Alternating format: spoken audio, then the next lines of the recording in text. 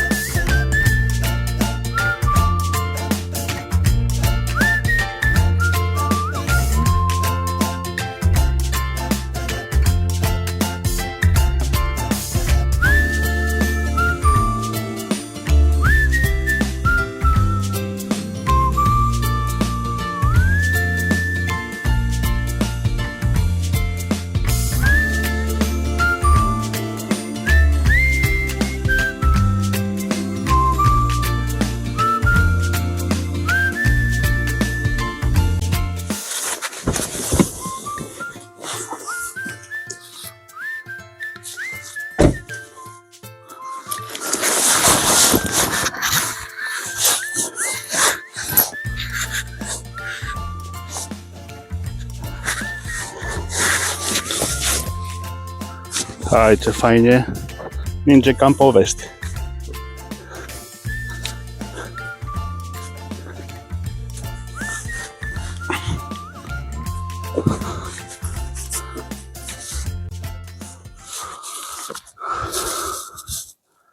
Acum o să mergem să hrănim niște păsărele, că sigur o să le fie foame pe vremea asta.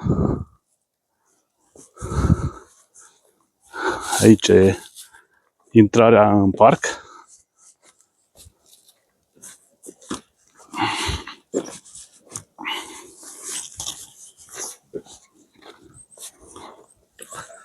Se aud deja astea.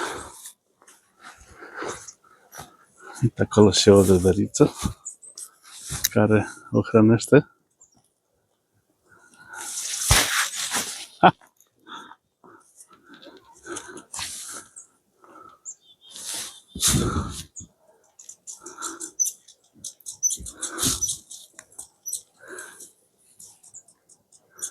Ei, serios? Ce gălăgie face?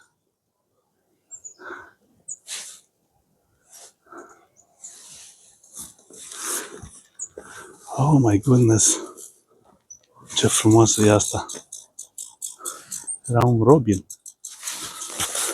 De fapt e un blue jay, sau pe românește gaița albastră. E o pasăre cu o lungime între 25 și 30 de centimetri și o greutate sub 100 de grame.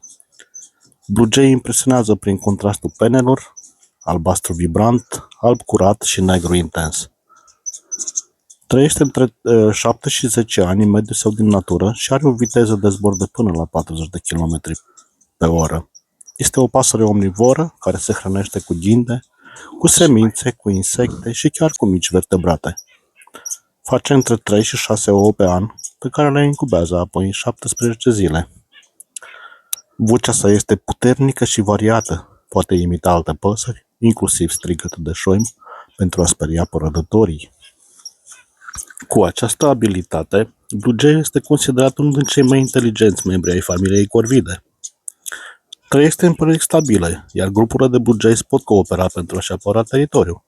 Deși pare delicat, este surprinzător de curajos. S-au observat cazuri în care atacă chiar șerpi sau păsări mult mai mari pentru a-și proteja cuibul.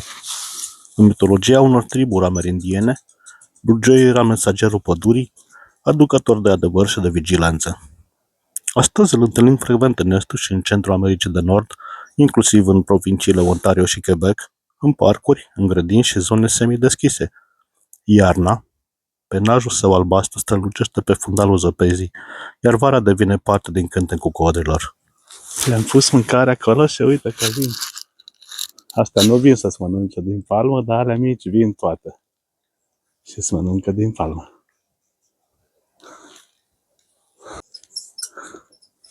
Uite și obrăznicătura asta care mă mușca de mână mai înainte.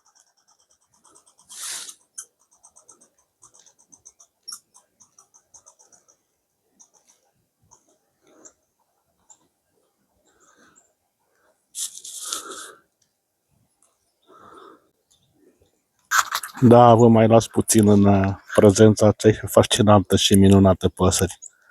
Chiar este fascinantă și tare frumoasă. Și mai ales că abia acum e prima oară când reușesc să o filmez atât de apropiat și de amănunțit.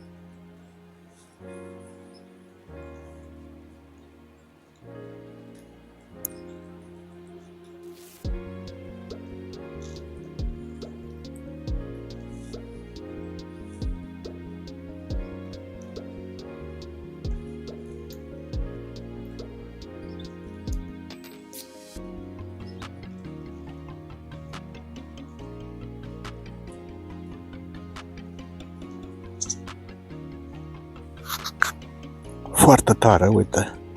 Aici am noroc și de ciocănitoare. Nu mi s-a mai întâmplat până acum. Ce fain! Ce fain este că au venit toate astea aici. În timp ce filmez chiar, adică foarte tare.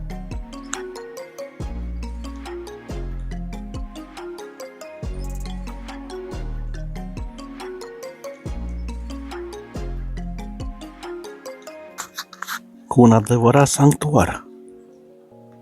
Super!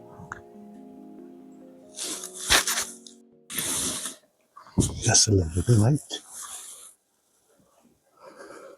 Uite! Vai, ce măgâdile pe palmă!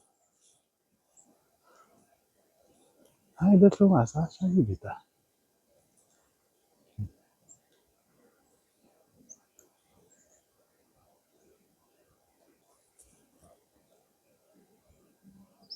Îmi simt degetul așa de fain când Nici că mă masează cu gheruțele alea.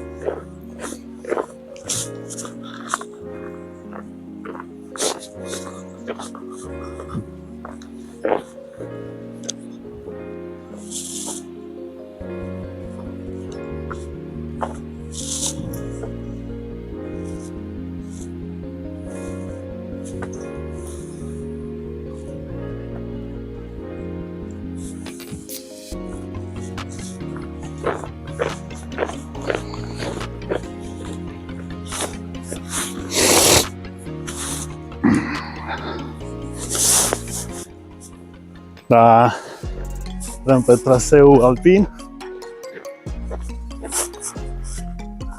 Vegetație polară, de tundră. O chestie inedită pentru zona asta. Doar aici, în locul ăsta, crește. Toate plantele astea nu funcționează în altă parte decât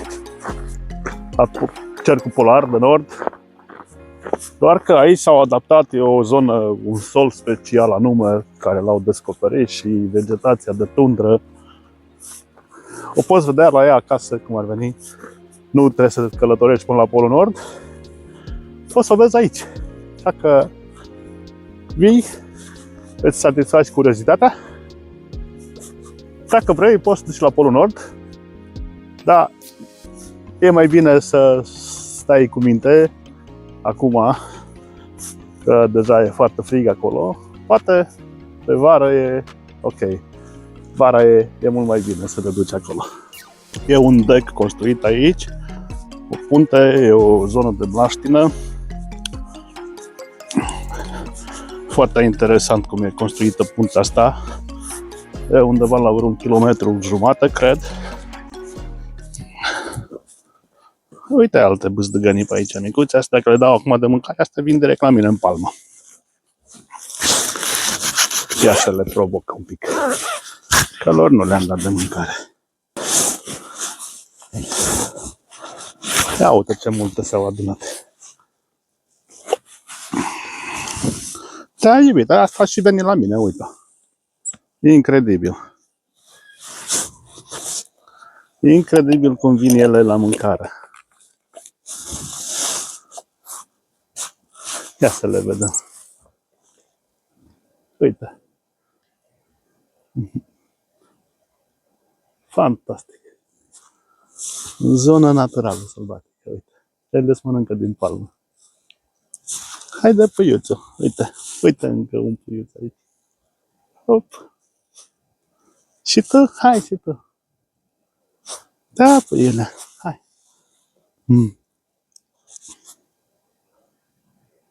Ura! Unde te duci? În cameră? A vrut să intre să filmezi acolo aproape. Hai.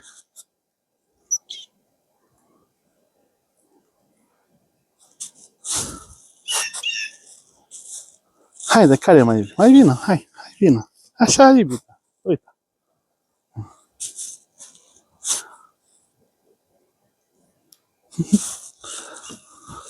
Să vă dau aici, să vă dau și vouă. Sigur că vă dau.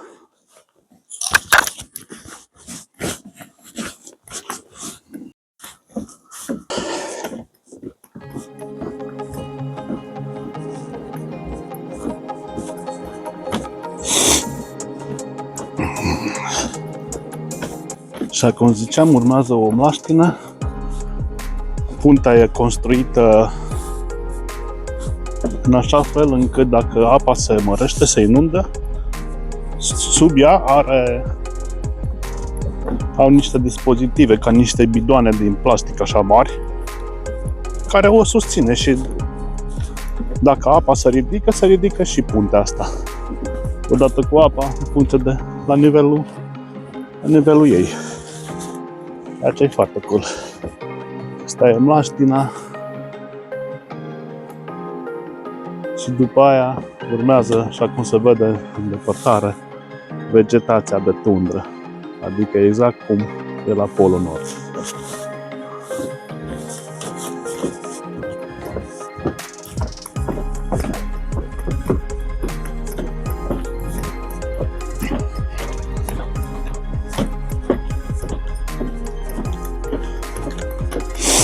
E accesibilă tot timpul anului. Contează că e vară, că e iarnă, nu contează de temperaturi. E bine amenajată. Da. Putem presupune că am ajuns la pol. De aici încolo, pe când mlaștina asta urmează cercul polar de nord.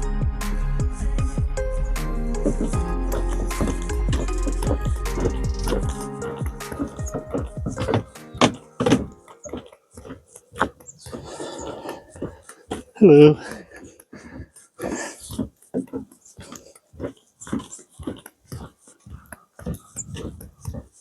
Uite, copaci de Polul Nord. Există panouri cu informații, o să mă opresc acolo să mă informez. Că nu știu cum se cheamă. Sunt mai mult niște arbuști decât... e acoperit de zăpadă. Ia să o dăm jos.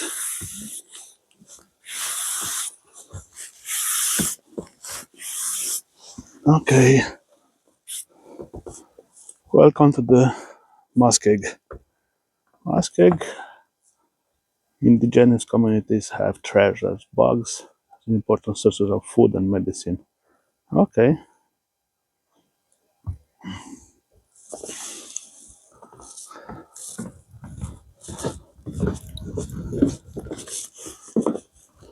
Uite, apa fiind sărată, că e efectiv sărată, ca la mare apa asta, mlaștina asta, nu îngheață foarte repede decât la temperaturi extrem de scăzute.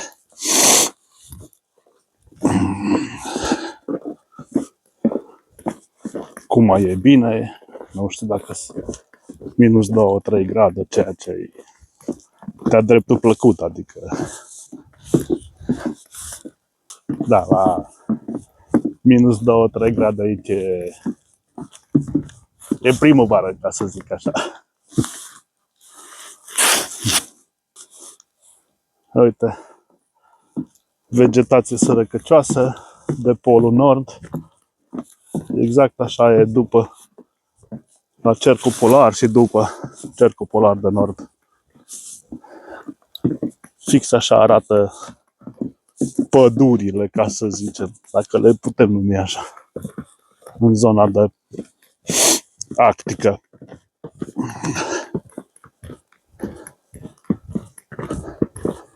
Și am prins și ziua asta în care ninge foarte frumos, ca în povești, deci practic e ca și cum m-am mutat la pol pentru o oră. Ia să vedem. A Taste of Tundra.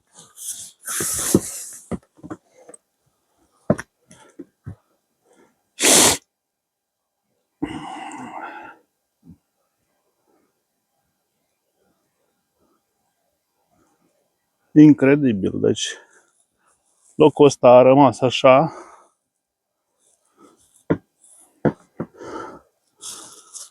cum era și acum 8000 de ani în urmă.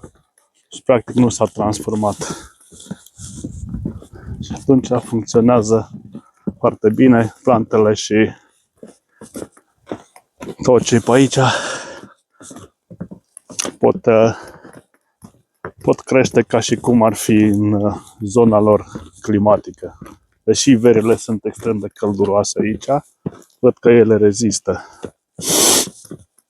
Compensează cu iernile. Da, așa cum am văzut că e exemplificat acolo, e așa doar pentru că solul și apa de aici sunt prielnice pentru vegetație ca asta, altfel n-ar crește. De fapt, nici nu crește în altă parte în zona asta decât chiar numai aici, efectiv, numai în punctul ăsta. Deci, practic, vegetația chiar e similară cu cea din tundra boreală. Crește aici molid negru, larice, copaci mici, rezistent la frig și soluri sărace, arbuși jos, precum ceaiul labrador sau merișorul de turbărie, ierburile de mlaștină cu puf alb și ca o ninsoare târzie, așa. Fără fertilitate, fără oxigen în sol, fără căldură, plantele au dezvoltat strategii de supraviețuire fascinante. Iar procesul de creștere este atât de lent încât ceea ce vedem astăzi aici s-a format de-a lungul a mii și mii de ani. Și tot aici turbăria funcționează ca un uriaș rezervor natural de carbon, care contribuie la reglarea climatului din locul acesta.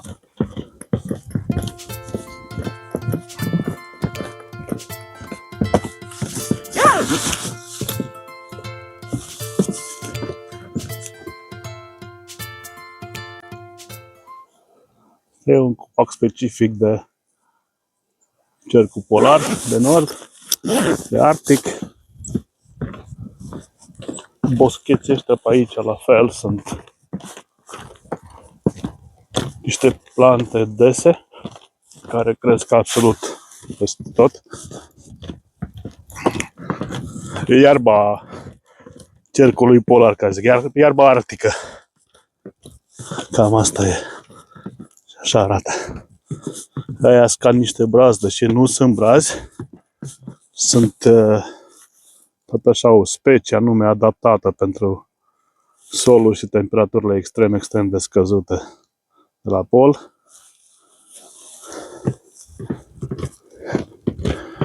Adică, practic, nu prea e foarte plăcut să le vezi așa. E destul de creepy. Dar când vrei să satisfaci o curiozitate, să știi cum arată Arcticul, vii aici și faci o plimbare și descoperi plantele care cresc la Polul Nord.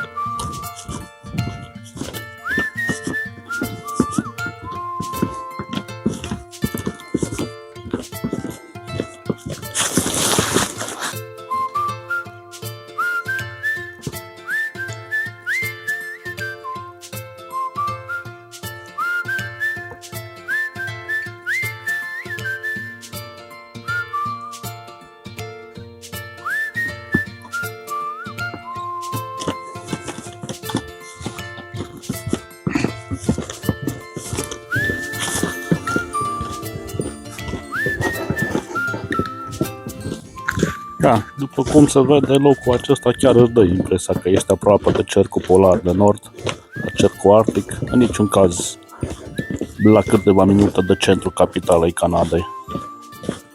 Melbourne nu e doar un peisaj, ci o lecție despre adaptare și reziliență, după cum vedeți.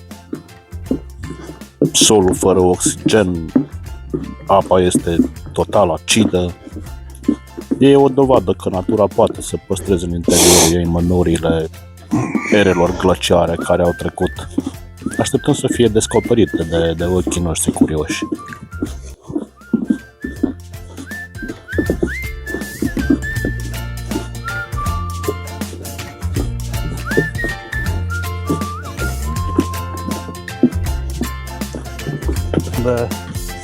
Dăm peste alte păsărele să le hrănim și pe alea, că e rece și se lipsește hrana acum iarna. Nu mai au viermișori și insecte, așa că o să le dăm grăunt și semințe și de toate.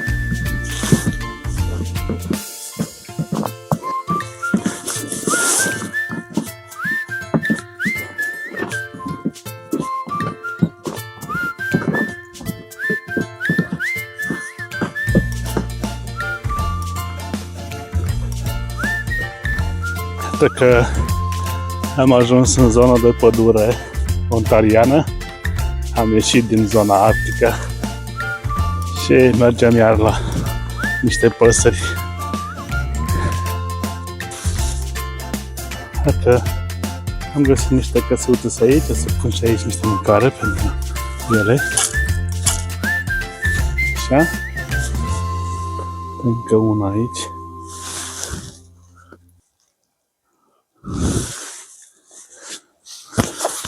Mai am o grămadă, le mai pun.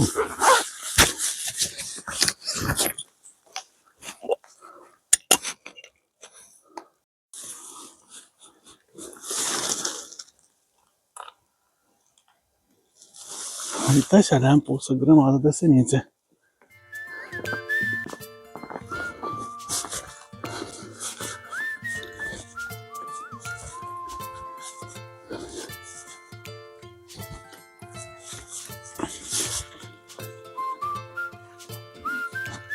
Molizi extrem de înalți.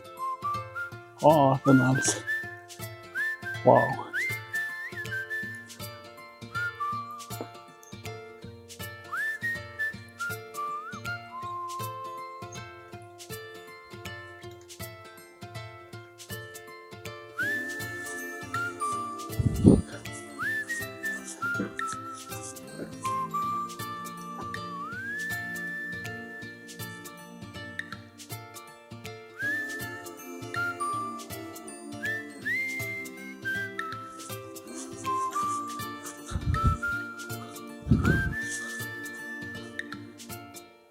Și aici un panou de informare despre locul unde te afli, flora și fauna locului.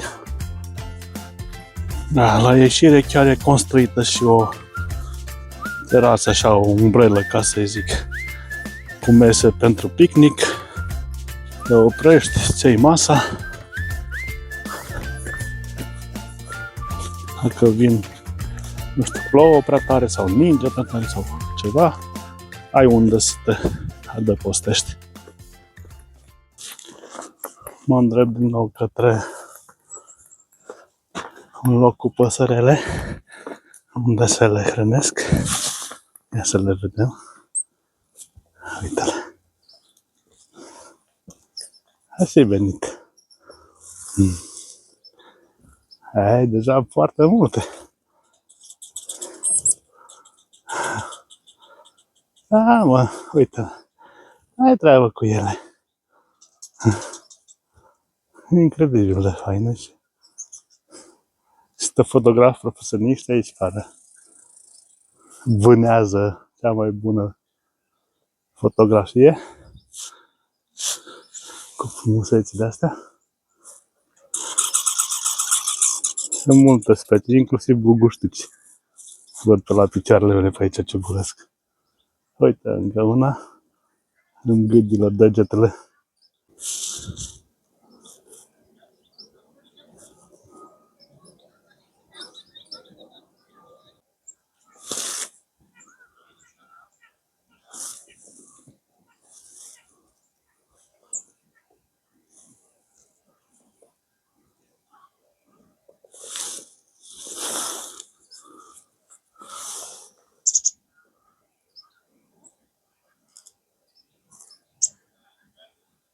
Are o scorburică acolo, am văzut-o și mai înainte. Cred că e locul ei, e casa ei acolo, că tot bine pleacă, intră, iar iese, iar.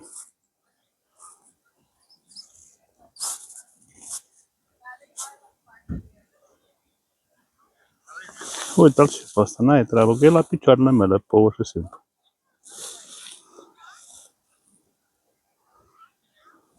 Nu se închisește deloc. Da, e foarte faină o plimbare de genul ăsta.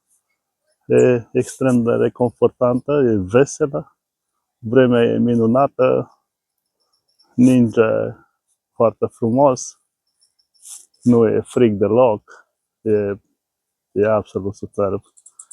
Iar când mai dai și mâncare la păsările cerului, e și mai bine. Senzația e frumoasă și plăcută când le simți pe palmă și cum te gâdile pe degete.